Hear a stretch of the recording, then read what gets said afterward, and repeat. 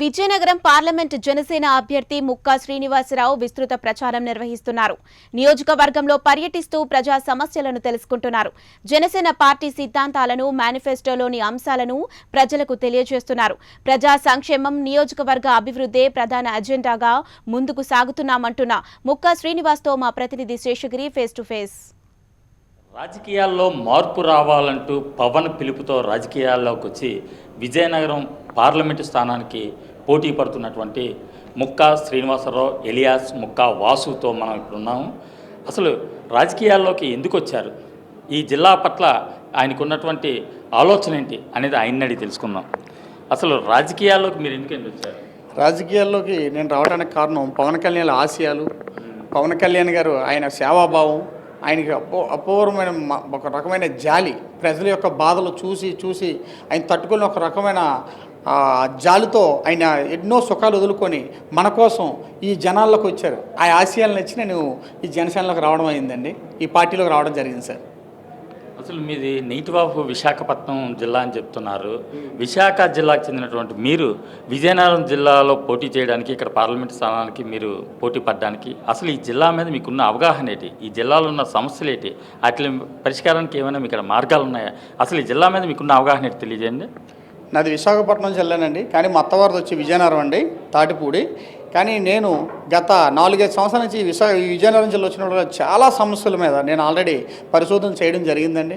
ఇక్కడ ప్రజలు ఎందుకో తెలియదు, ఇంత పెద్ద సిటీ, ఇంత పచ్చని పొలాలు ఇవన్నీ ఉండి కూడా వలసపోతున్నారండి. కూటికి తిండి లేక చాలామంది రిక్షా కార్మికులు అయిపోయి, రకరకాల కూలీలు అయిపోయి హైదరాబాదు, చెన్నై రకరకాల వలసపోతున్నారు. ఎందుకు పోదని ఆరాధిస్తే ఇక్కడున్న జూట్ మిల్లు మొత్తం మూతపడిపోయండి. 12,000 మందికి వాళ్ళ కనీసం ఉపాధి లేక రోడ్డును పడిపోయారండి. ఏం చేయాలో తెలియక తల్లిదండ్రులకి అలా భారం అయిపోయి బయటకు పోయి చదువులు ఆపేసుకొని కష్టపడడానికి కూలీలుగా మారిపోతున్నారండి. నెక్స్ట్ ఇక్కడ పెరోలస్ ఫ్యాక్టరీ కూడా మూతపడడం జరిగిందండి. ఇలాంటి ఉపాధి వచ్చేవన్నీ కూడా మూసేస్తే ఆ ప్రజలు ఎలా బతుకుతారండి? ఆ పిల్లలు ఎక్కడికి వెళ్తారండి?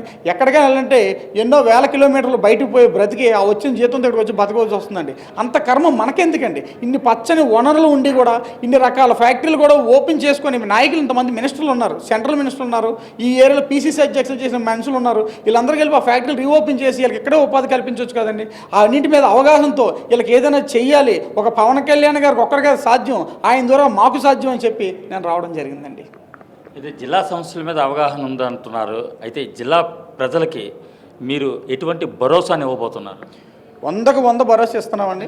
పవన్ కళ్యాణ్ గారి నాయకత్వంలో ఈ జిల్లాకి మనం అధికారంలోకి వస్తే కంపల్సరీ ఈ యొక్క ఫ్యాక్టరీలు ఏవైతే ఉన్నాయో అవన్నీ రీఓపెన్ చేసి సెంట్రల్తో మాట్లాడి, పవన్ కళ్యాణ్ గారికి ఆ సత్తా ఉందండి. లాస్ట్ టైం చూశారు కదా మీరు, అక్కడ ఆ ప్రాబ్లం, కిడ్నీ ప్రాబ్లం వస్తే ఎంత బాగా స్పందించి జన పోరాటం చేశారు ఆయన.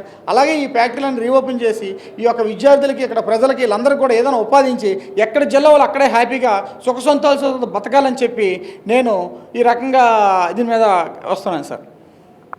సమస్యల పట్ల పోరాటం చేయడమే కాదు, సమస్యల మీద అవగాహన, ఆ సమస్యల పరిష్కారానికి కావాల్సిన కార్యాచరణతో పవన్ కళ్యాణ్ ఉన్నారు. అది ఏ మార్పు అనేది పవన్ కళ్యాణ్తో సాధ్యమవుద్ది. పవన్ కళ్యాణ్ తాలూకా ఆలోచనలు నచ్చి రాజకీయాల్లో ఒక మార్పు తీసుకురావాలన్నటువంటి ఆలోచనతోటే రాజకీయ రంగ ప్రవేశం చేశాము, విజయనగరం పార్లమెంట్ నుంచి పోటీ పడుతున్నామని చెప్పి శ్రీనివాస్ చెప్తున్నారు. కెమెరామెన్ సురేష్తో శేషగిరి, ప్రైమ్ 9 న్యూస్, విజయనగరం.